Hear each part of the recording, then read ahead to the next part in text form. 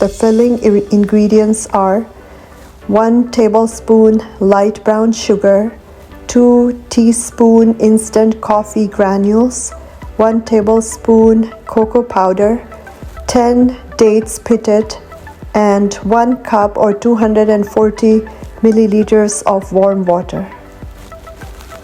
To enhance the flavor and texture, you can also mix in chopped walnuts, candied ginger, or chocolate chips.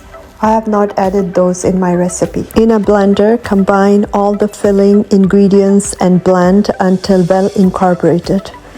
For a thicker consistency, transfer the mixture to a saucepan over low heat and stir until slightly thickened.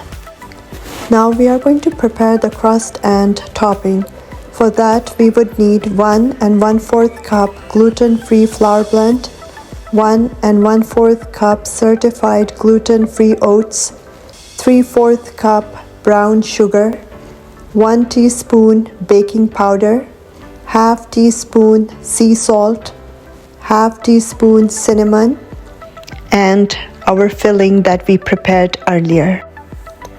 Preheat your oven to 350 degrees Fahrenheit or 180 degrees centigrade.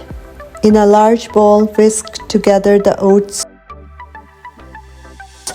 flour, salt, cinnamon, and baking powder until combined.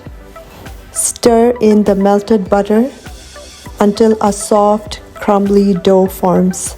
The crust or topping mixture across the bottom of the prepared baking tin. Press firmly into the pan. Pour the blended up date mixture over the top of the crust. Smooth out the filling into an even layer. Sprinkle the remaining crumble topping over the filling. Place in the middle of the oven and bake for 35 minutes until the top has goldened. Remove from the oven and let cool before slicing and serving.